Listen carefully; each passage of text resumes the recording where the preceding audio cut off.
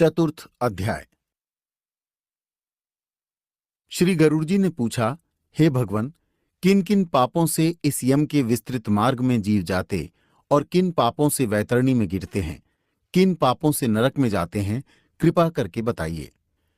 श्री भगवान नारायण जी ने कहा, जो मनुष्य सदा अशुभ कामों में लगे रहते हैं तथा शुभ कर्मों से दूर रहते हैं, वे एक नरक से दूसरे नरक में, एक दुख से दूसरे दुख और एक भय से दूसरे भय के द्वारा दुख झेलते हैं। किंतु धर्मात्मा प्राणी 3 द्वार से अर्थात पूर्व, पश्चिम और उत्तर के द्वारों से यमपुर जाते हैं। पापी और दुष्ट केवल दक्षिण के द्वार से ही यमपुर को जाते हैं। यह पूरा विवरण मैं तुमसे कहता हूं, सुनो। दक्षिण द्वार के मार्ग में महादुख देने वाली वैतरणी नदी है। उसमें भी अपने कर्मानुसार पापी जाते हैं। उनका वर्णन मैं करता हूं। ब्राह्मण को मारने वाले, गौ को मारने वाले, बालक वध करने वाले, स्त्री को मारने वाले, गर्भपात कराने वाले और गुप्त पापों को करने वाले वैतरणी में डूब जाते हैं। गुरु के द्रव्य को, देवता के द्रव्य को तथा स्त्री के द्रव्य को, बालक के द्रव्य को जो हरण करते हैं और जो ऋण को लेकर नहीं देते हैं, विश्वासघात करते हैं और जो अन्न में विष मिलाकर खाने को देते हैं, दूसरे के दोष को ग्रहण करने वाले, गुण को छिपाने वाले, गुणवानों से ईर्ष्या करने वाले, नीच की संगति करने वाले, सत्संग से दूर रहने वाले, तीर्थों की, सज्जनों की, शुभ कर्मों की, गुरु और देवताओं की निंदा करने वाले, पुराण, वेद, मीमांसा, न्याय, वेदांत आदि शास्त्रों पर दोष देने वाले, दुखियों को देखकर प्रसन्न होने वाले, प्रसन्न को दुख देने वाले और दुष्ट वचन कहने वाले, दुष्ट स्वभाव वाले, अच्छे वचनों को न सुनने वाले, शास्त्र के वचन पर विश्वास न करने वाले, शास्त्र पुराण को न सुनने वाले, योग्य पुरुष को भी देखकर घमंड करने वाले, मूर्ख होते हुए भी अपने को पंडित समझने वाले, वे सब और धर्महीन पापी दिन रात दोनों समय यम मार्ग में जाते हैं। अब मैं तुम्हें बताता हूं कि यमदूतों द्वारा ताड़ित होते हुए जो प्राणी वैतरणी को जाते हैं और जो पात की जीव उस नदी में गिरते हैं, उनको भयानक कष्ट होता है। जो लोग माता, पिता, गुरु, आचार्य और पूज्य जनों का अपमान करते हैं, वे पापी प्राणी वैतरणी में डुबाए जाते हैं। जो लोग पवित्र, शीलवती, कुलीन, विनययुक्त स्त्री का द्वेष से परित्याग करते हैं, वे वैतरणी में गिरते हैं। जो लोग सज्जनों में तथा साधुओं में हजारों गुणों के रहते भी दोष का आरोप किया करते हैं और उनका अपमान करते हैं, वे लोग वैतरणी में गिरते हैं। जो मनुष्य ब्राह्मण के लिए अपने मन में प्रतिज्ञा करके दान नहीं देता है अथवा बुलाकर नहीं देता है, ये दोनों सदा उसी वैतरणी में गिर जाते हैं। जो दान देकर छीन लेते हैं अथवा दान देकर पीछे पछतावा करते हैं और जो दूसरों की दी हुई जीविका को हरण कर लेते हैं अथवा दान देने वाले को जो रोक देते हैं, वे वैतरणी में गिरते हैं। जो यज्ञ का विध्वंस करने वाले हैं, जो कथाओं में विश्व करने वाले हैं और जो खेत की सीमा को तथा गाय के चरने की भूमि को जोत लेते हैं, वे सदा वैतरणी में कष्ट झेलते हैं।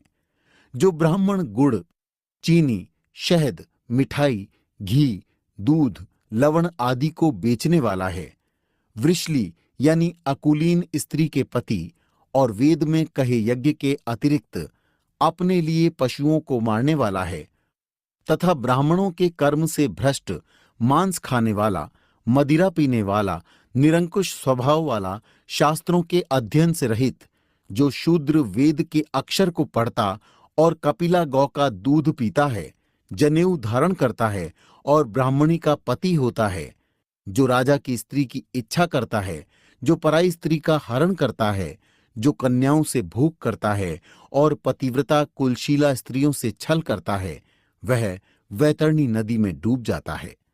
इस प्रकार जो लोग अत्यंत निषिद्ध आचरण को निर्भय करते हैं और शास्त्र में विहित आचरण का त्याग करते हैं, वे पापी वैतरणी में गिरते हैं।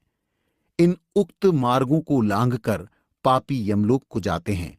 फिर यम की आज्ञा को पाकर वे यमदूत उनको वैतरणी में डालते हैं। भगवान नारायण ने पूर्व गिनाए गए 21 नरकों के विषय में बताते हुए कहा कि हे गरुड़, सब नरकों में मुख्य जो 21 नरक हैं, उनमें सबसे अधिक पीड़ा देने वाली वैतरणी में यमदूत पापियों को यम की आज्ञा से निर्ममता से डालते हैं। जिसने काली गऊ का दान नहीं किया है और ऊर्व दैहिक क्रिया जिन्होंने नहीं की है, वे प्राणी उन नरकों में कठिन दुख को भोग कर उस वैतरणी के किनारे उत्पन्न वृक्षों पर जाते हैं। झूठी गवाही देने वाले, झूठे धर्म का आचरण करने वाले, छल से धन इकट्ठा करने वाले और चोर की वृत्ति से जीविकोपार्जन करने वाले, ऊंचे वृक्षों को काटने वाले, वन बगीचा या फुलवाड़ी को नष्ट करने वाले, व्रत तीर्थों के त्यागी, विधवा के शील को नष्ट करने वाले तथा जो स्त्रियां अपने पति में दोष देकर दूसरे पुरुष का ध्यान मन से करती है, ऐसे सब पापी जिनके विषय में पहले कहा गया है, सैमल के वृक्ष में अनेक प्रकार की यातना भोगते हैं। उस वृक्ष पर लटके हुए पापी दंड दिए जाने पर जब गिरते हैं, तब दूत उनको नरक में डालते हैं। उन नरकों में जो गिराए जाते हैं, उनके पापों को मैं तुमसे कहता हूं। ईश्वर को न मानने वाले, दान का खंडन करने वाले, परंपरा का उल्लंघन करने वाले, अपने कर्म तथा आश्रितों यानी पुत्र, स्त्री, देवता, अतिथि और सेवक आदि को दुख देने वाले, संसार के विषय में संलग्न, संसार को ठगने के लिए दंभ करने वाले और दूसरों के किए हुए उपकार को न मानने वाले घोर नरक में जाते हैं।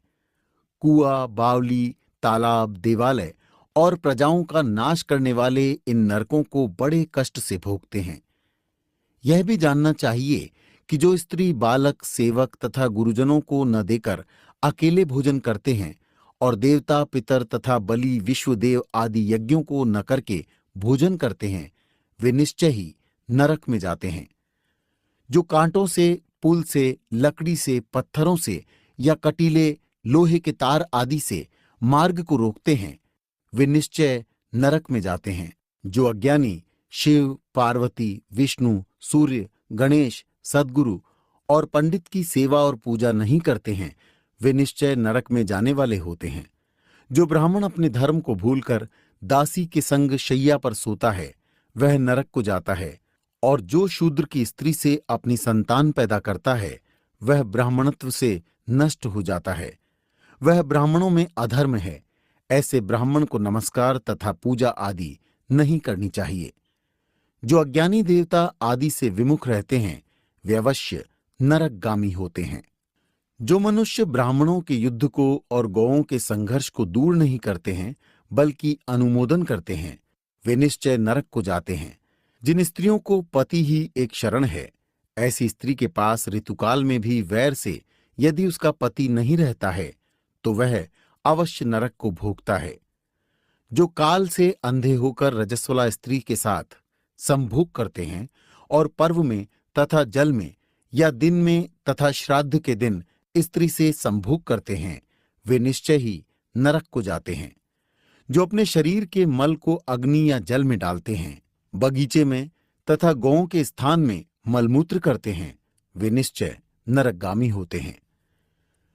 जो मनुष्य अपने धर्म का आचरण नहीं करते, जो तलवार आदि शस्त्रों तथा तीर धनुष को बनाने वाले तथा बेचने वाले हैं, वे निश्चय नरक को जाते हैं।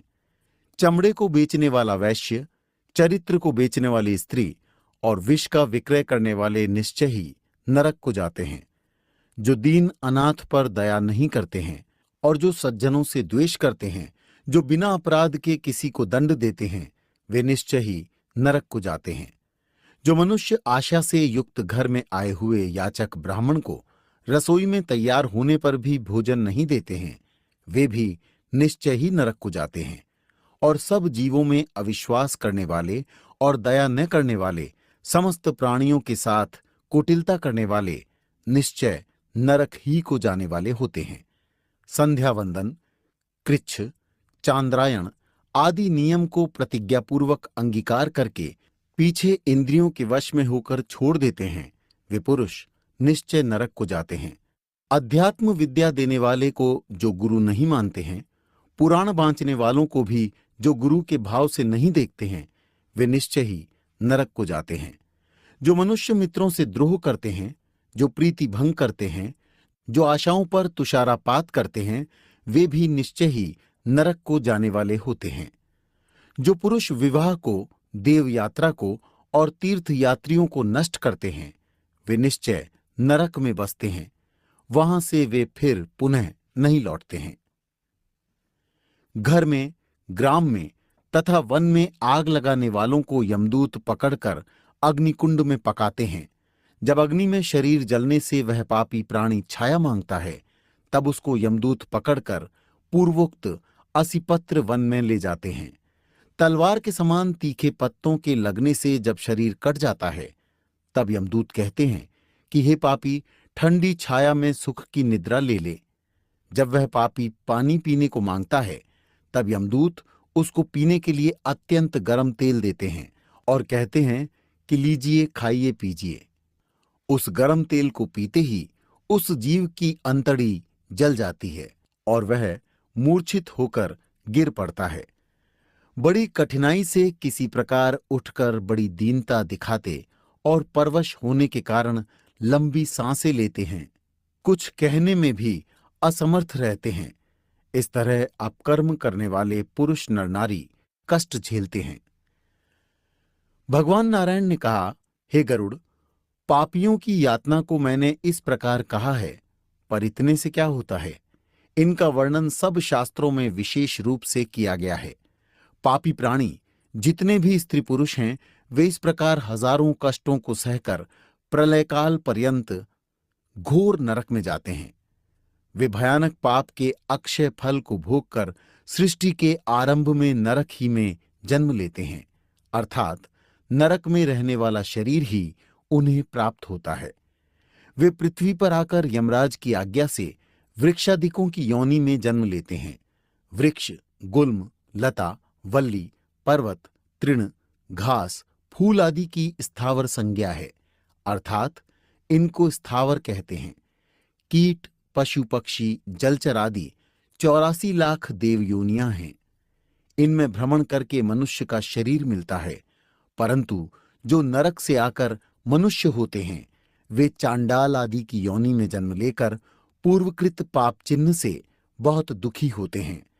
स्त्री हो चाहे पुरुष, नरक के ये चिन्ह गलित, कुष्ठ, जन्म के अंधे तथा और भी भयानक रोगों से पीड़ित रहते हैं। मनुष्य को यह समझ लेना चाहिए कि मानुष जन्म के पाप जीवन पर्यंत अनेक जन्मों में उसका पीछा करते हैं। अतः मनुष्य को दुष्ट कर्मों से बचना चाहिए।